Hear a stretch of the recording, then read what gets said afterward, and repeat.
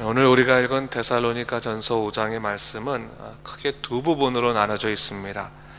1절부터 11절까지는 재림을 맞이하는 성도들의 삶에 관한 총론적인 이야기를 좀 하고 있습니다. 그리고 12절부터의 말씀은 좀 강론적인 이야기라고 할 수 있는데 실제적인 삶에 관해서 이야기를 해주고 있습니다.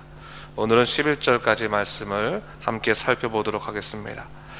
어제 잠깐 말씀드렸지만 데살로니가 전서가 쓰여진 AD 50년경의 초대 그리스도인들은 임박한 주님의 재림에 관한 확신이 있었던 사람들이었습니다. 그래서 그들 앞에 어떤 환란이 닥쳐오더라도 재림을 기다리면서 이 모든 역경을 이겨내고자 했습니다. 반면에 임박한 재림 사상으로 인한 문제도 있었는데 이는 주로 삶에 있어서의 책임감의 문제가 바로 그랬습니다. 어떤 이들은 주님이 곧 재림하실 텐데 뭐 이렇게 열심히 일을 하나, 그냥 기도하고 있으면 되지 않겠느냐라고 하면서 생업에 전념하는 그러한 책임의 의식을 내려놓기 시작했습니다. 열심히 일하지 않았다고 하는 거죠. 또 어떤 이들은 주님이 재림하시기 이전에 가족의 죽음을 맞이하기도 했습니다. 그러다 보니까 당황스러운 거죠. 우리가 죽지 아니하고 영생해야 되는데 죽게 되었으면 영생에서 제외된 것이 아니냐 하는 낙심이 일어나기도 했습니다. 사도 바울은 데살로니가 교회에 이러한 문제가 있음을 알고 여기에 관해서 아주 진지하게 교훈을 하고 있는 것입니다. 어제 4장 13절 이후에 제가 말씀드렸던 것처럼 사도 바울은 주님이 재림하실 때 살아있는 자들은 공중으로 돌림받아 주님을 영접하게 될 터인데 주 안에서 이미 죽은 자들은 살아있는 자보다도 더 먼저 일어나서 주님께 부름받게 될 것이다, 그렇게 이야기를 했습니다. 그래서 세상 사람들처럼 소망 없이 슬퍼하지 말고 하나님의 뜻을 믿고 서로 위로하라, 이것이 사도 바울이 말한 주의 겉면이었죠. 오늘은 좀 더 구체적으로 재림에 관해 교훈을 하고 있는데 제가 1절과 2절 말씀을 읽어보도록 하겠습니다. 형제들아, 때와 시기에 관하여는 너에게 쓸 것이 없음은 주의 날이 밤에 도둑같이 이를 줄을 너희 자신이 자세히 알기 때문이라 했어요. 사도 바울은 주님의 재림의 시기에 관해서 말하면서 주의 날, 주님이 재림하시는 그 심판의 날이 밤에 도둑같이 임하게 된다, 그렇게 말하였습니다. 이것은 세상 사람들이나 성도들에게나 그 종말의 시기가 알려지지 않고 철저하게 하나님에게 속한 날이다 라고 하는 것을 이야기하고 있는 겁니다. 오늘날 성도들을 혼란시키는 이단들 중에 시한부 종말론이 있지 않습니까? 누가 계시를 받았다라고 하면서 날짜를 가지고 혼란시키잖아요. 뭐 작년까지도 그렇게 날짜 갖고 혼란시키는 사람이 있었는데 오늘 본문에서 분명히 말씀하시는 바가 뭡니까? 심판의 날은 하나님께서 당신의 백성들에게도 조차도 감추셨다라고 하는 것을 얘기하는 겁니다. 그래서 3절 말씀처럼 멸망이 마치 임신한 여자에게 해산의 고통이 이름과 같이 갑자기 오게 될 것이다 라고 하는 것을 이야기하고 있습니다. 그때에는 평안하다, 안전하다 라고 말하던 사람들도 피할 수 없는 심판을 맞이하게 될 것이다, 그렇게 얘기하고 있습니다. 근데 오늘 본문 4절을 보게 되면 앞의 구절과는 조금 다른 의미처럼 보이는 말씀이 전해지고 있는데 4절 말씀을 제가 또 읽어보겠습니다. 형제들아, 너희는 어두움에 있지 아니하니 그날이 도둑같이 너에게 임하지 못하리니 라고 말하고 있어요. 앞에서는 도둑같이 임한다고 말했다가 지금은 도둑과 같이 임하지 않는다고 했습니다. 사실 이 본문은 시한부 종말론을 주장하는 사람들이 가장 좋아하는 본문이에요. 그래서 주님의 자녀들은 어둠에 있지 않기 때문에 그 심판의 날이 도둑과 같이 임하지 않는다 라고 말하면서 시한부 종말론자들은 도둑처럼 심판의 날이 임하는 자들은 주 안에서 영적으로 깨어있지 않은 사람들이고 영적으로 깨어서 주의 계시의 말씀을 들은 사람들은 그날을 안다, 이렇게 주장하고 있습니다. 근데 이것은 이 말씀에 관한 오해에서부터 비롯되는 것입니다. 사도 바울의 재림 사상은 철저히 종말론적인 신앙에서부터 비롯됩니다. 주님은 재림에 관한 시기를 사람에게 가르쳐주지 않았습니다. 주님이 승천하기 전에도요, 사도행전에 보면 제 아들이 비슷한 질문하지 않습니까? 그때 주님께서 뭐라고 말씀하셨습니까? 때와 시기는 아버지께서 자기 권한에 두셨으니 너희 알 바가 아니다, 이렇게 말씀하지 않으셨습니까? 이는 정해진 날짜를 주시면 그것을 인간이 그 욕망대로 끌고 갈 것이기 때문에 주님이 가르쳐주지 않으시는 거죠. 오늘 본문에서 형제들에게 주의 날이 도둑같이 임하지 않는다라고 하는 말은 주님이 언제 오시든 믿음으로 준비된 사람들은 그날이 도둑과 같이 임하는 것이 아니다라고 하는 그런 말씀입니다. 마치 평소에 시험 준비 열심히 잘하는 학생들이 갑자기 시험 봐도 그 시험이 갑작스러운 시험이 아니듯이 종말의 때도 마찬가지입니다. 종말론적인 신앙을 가지고 살아간다는 것은 하나님께서 오늘 내 생명을 가져가신다고 하더라도, 나를 데려가신다 하더라도 내가 주님 앞에 바로 서서 준비된 사람으로 서게 되는 것, 이것이 종말론적인 신앙이거든요. 바로 이런 신앙 갖고 있는 사람들은 주님의 심판의 날이 갑작스럽지 않다, 도둑처럼 임하지 않는다라고 하는 그런 의미라고 하는 뜻입니다. 사도 바울은 이같이 종말론적인 신앙을 가지고 살아가는 재림 성도들에 대해서 5절에 보니까 빛의 아들이요 낯의 아들이다, 이렇게 얘기하고 있습니다. 이는 밤에 속한 자들처럼 자지도 않고 취하지도 않고 항상 영적으로 준비되어 있기 때문이죠.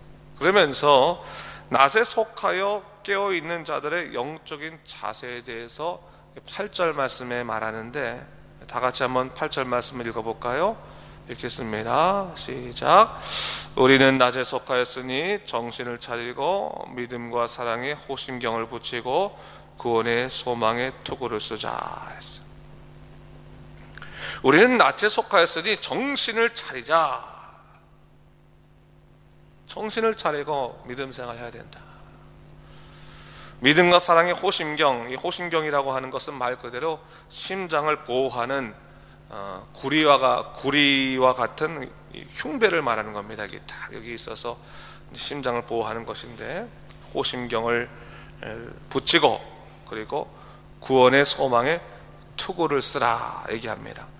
믿음과 소망과 사랑으로 준비된 사람들, 특별히 투구에 관해서 말하면서 이 투구가 뭡니까? 구원의 소망이다 라고 말하고 있습니다.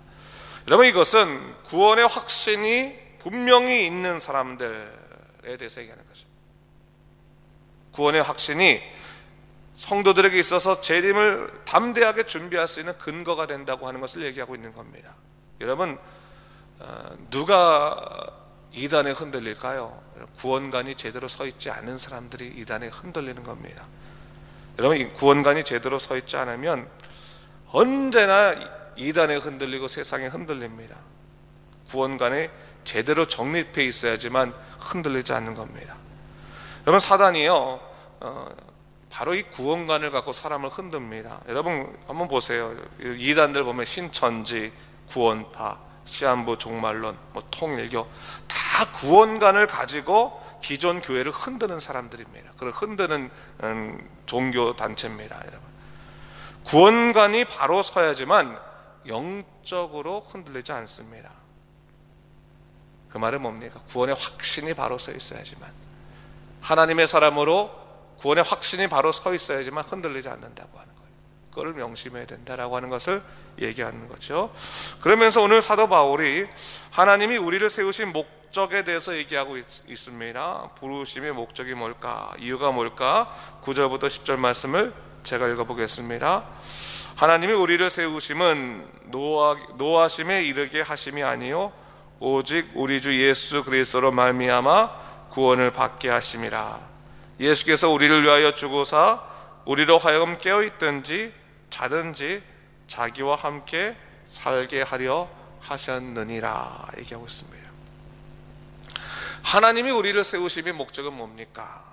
노하심에 이르게 하심이 아니요. 여기서 노하심이라고 하는 것은 하나님의 진노하심을 말하는 거죠. 하나님의 진노하심에 이르게 하기 위해서 우리를 세우신 것이 아니다. 하나님이 우리를 세우신 것은 우리를 구원에 이르게 하기 위해서이다. 그래서 예수님께서 우리를 위해서 죽으사 우리로 하여금 깨어있든지 자든지 자기와 함께 살게 하셨느니라. 그러니까 주님 안에 있는 사람들은 그가 살아있든지 이미 죽었든지 주님과 함께 더불어 다시 부활하는 그러한 은혜를 누리게 될 것이다, 복을 누리게 될 것이다 라고 하는 것을 얘기하고 있는 것입니다. 여러분, 이게 사도 바울이 말한 구원관입니다.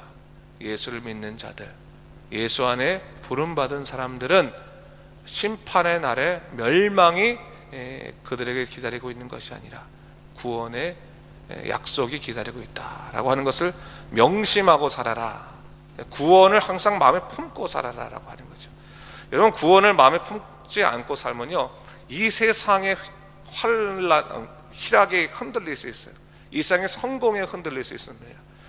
이거 성공을 나에게 보장해 준다 그러면 하나님 버리고 이 세상 따라갑니다. 이것이 예수 믿는 사람들도 흔들릴 수 있는 유혹거리입니다. 그런데 여러분, 예수 믿는 사람들은 가장 중요한 것, 내 인생의 가장 큰 성공은 하나님 안에서 구원받은 것이다. 가장 큰 성공이다. 내가 어떠한 상황에 놓일지라도 하나님이 나를 세우셔서 나로 하여금 진노하심에 이르게 한 것이 아니요 구원하심에 이르게 한 것이 가장 큰 성공이다. 그것이 나에게 준 가장 큰 축복이다라는 것을 분명히 놓고 거기서부터 출발해야 되는 거예요. 인생에 있는 여러 가지 성공의 문제들도 구원관이 흔들리지 않은 상황 속에서 하는 것이지, 여러분 보면 우리가 이 세상의 성공의 문제나 인생의 어떠한 환난의 문제나 질병의 문제나 그것이 사실은 구원을 흔드는 때가 있다고 하는 거죠. 구원을 흔들어서는 안 되는 것이고, 정신을 차리고 여기서 말한 것처럼 구원의 문제는 가장 중요하게 두고 나머지 문제들은 주님 안에서 다시금 질서를 찾게 하는 그런 삶의 모습이 필요하다. 그래서 구원받은 주의 사람으로 흔들지 말고 믿음으로 살아야 된다고 하는 것을 오늘 말씀에서 이야기하고 있습니다. 자, 그것을 통해서 11절에 뭐라고 얘기하고 있습니까? 보니까 그러므로 피차 권면하고 서로 덕을 세우기를 너희가 하는 것 같이 하라 했어요. 이제 예수를 믿고 구원을 받은 사람이니 피차 이 예수님으로 인해 구원받음을 권면하고 서로 덕을 세우기를 너희가 하는 것, 너희가 이미 그렇게 하는 것처럼 그렇게 해야 된다라고 하는 것을 얘기하고 있습니다. 사도 바울은 재림신앙으로 서로 권면하고 이를 기반으로 덕을 세우라라고 말합니다. 이 덕을 세우는 일에 실질적인 권면으로서는 12절 이하에 말하고 있는데 그것은 내일 말씀드리도록 하고, 여러분 우리는 재림을 기다리는 성도들이죠. 여러분 재림 성도란 말을 이단에서 쓰기 때문에 자꾸 우리가 잘 못 쓰게 되는데 중요한 말입니다. 사실은 재림 성도로 살아가는 거죠.